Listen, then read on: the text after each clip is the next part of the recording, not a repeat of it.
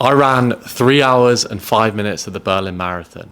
Now, objectively, this was, of course, my worst ever marathon, 25 minutes off the target I thought I was going to run. But why was this such a bad day? Can I blame the weather? Was it an injury? Was it too much fatigue? In this video, we'll go through exactly that and dissect what I believe happened and how we're going to come back even stronger. So sit back and enjoy the video.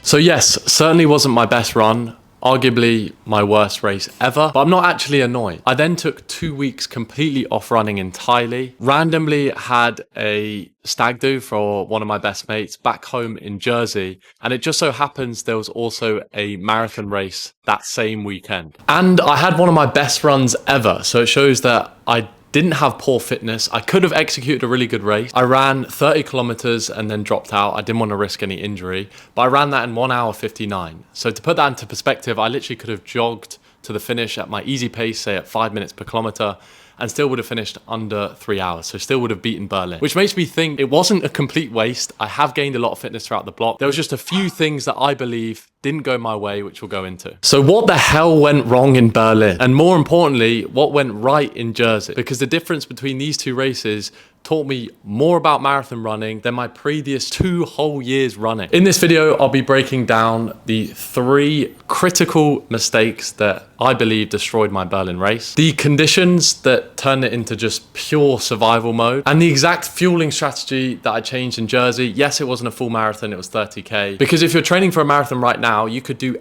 everything right, but these mistakes could change you from having a marathon PR versus a DNF. Did not finish. Right, so let's flash back. Berlin Marathon, September 21st, 2025. One of the flattest, fastest courses in the world. So this seemed like the perfect opportunity for me to break 2:45 for a PB or even go stronger for a 2:40. And the night before, I felt ready. I had a few seeds of doubt, and there are a few warning signs which I'll go into. But I was excited to run my second world major, such a big race, but I did put a lot of pressure on myself to perform because of these reasons. So that leads me into mistake number 1, which was overdoing the carb load. This was my first marathon ever where I actually tracked carbohydrates on MyFitnessPal. The goal was to eat over 700 grams of carbs per day in the build up from Thursday. The race was on Sunday. Then on Saturday, I shot for over 900, nearly 1,000 grams of carbs. Now this wasn't just made up. This is literally what the science says, but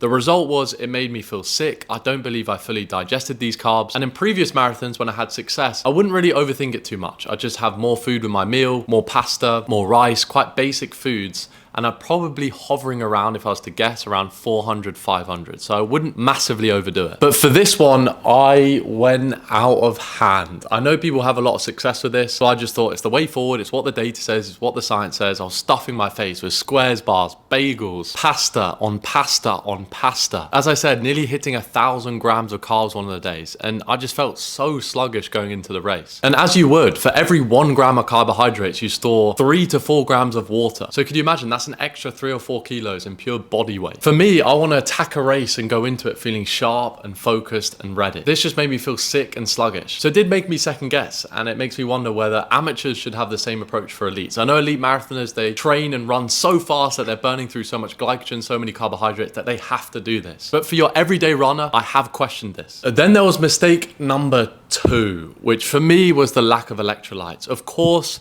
I was not prepared for these conditions. It was 27 degrees Celsius in Berlin, so very hot to run a marathon, but I'm not blaming this. I already am someone who sweats a lot. If I do a 5 kilometer, 8 kilometer easy run, I'm sweating buckets out in London this time of year. So could you imagine over 20 degrees? I remember when I started the run, even the first 5 kilometers where I went out fairly conservative, I was just dripping. My chest was drenched. I was losing a lot of salt. Now this was a recipe for disaster because the more salt you lose, and if you don't top them up, of course gels have some sodium in, but they don't have a complete electrolyte profile. I had 0 electrolytes on course. So for me personally, I believe it did not matter what the pace I ran at.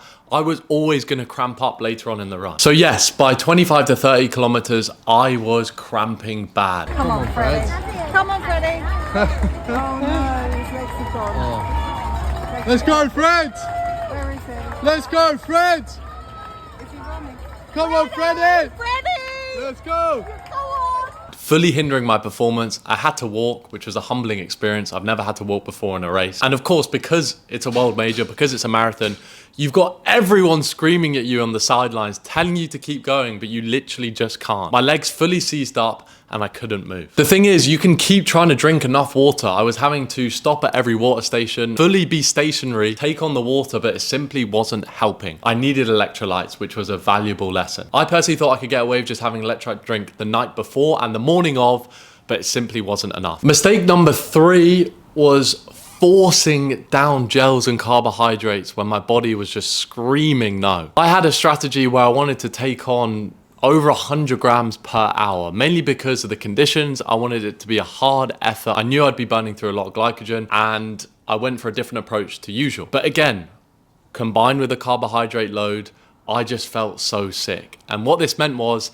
it cost me later on in the run when I tried to take on fuel. My body just fully rejected it. Of course, when you can't take on carbohydrates and you can't utilize that as your main fuel source, you have to use fat as your fuel source, and then you have to just run at your easy pace. You simply just cannot run fast enough. So that combined with the cramps, the second half of the run was just horrendous for me. I basically had to run, walk, and I got over the line in 3 hours and 5 minutes, which, considering all of this, isn't too bad, and there was definitely a lot to learn from. I arrogantly never thought I'd run a marathon over 3 hours, but hopefully this is the last one I ever do. That leads me on to 2 weeks later, the Stag Do weekend, when I entered another marathon, and I told myself I'd just run half. The reason being, I'd just come off the back of a really big block. Berlin was brutal for me, and I just didn't want to risk any injury. I had 0 expectations. I even drank the night before, only had a few hours sleep, and didn't really overthink my fueling, hydrations. I did take on salts though this time, but there was no set cadence of when I took on gels. I just had one when I felt like I needed it. And the result was I ran well over halfway. I found a really good group to run with. We went up to 30 kilometers before me dropping out. But this was actually the second fastest I've ever ran 30K, with 0 carbon plated shoes, no expectations, no fueling strategy, no carb load. So a lot of lessons learned going into my next marathon build. It made me realize I truly believe you run your best race when you remove the pressure, when you don't think too deeply about it, and you truly run for the enjoyment of running. That for me is what I've been missing over these past few months. I've been putting so much pressure on myself, and now I've had a bad result and it didn't go my way. I feel like it's a breath of fresh air, a weight off my shoulders, and I can purely enjoy running, enjoy my training, and I reckon I'm going to get a lot of good results to come. We are not professional runners. You want to be enjoying your running as much as possible. And to do that, enjoy it for what it is. And it turns out you might even run faster that way. So if you found this helpful and enjoyed listening to my suffering at Berlin, or if you too also ran Berlin Marathon and struggled, I want to hear about it. And click subscribe, and I'll see you in the next video.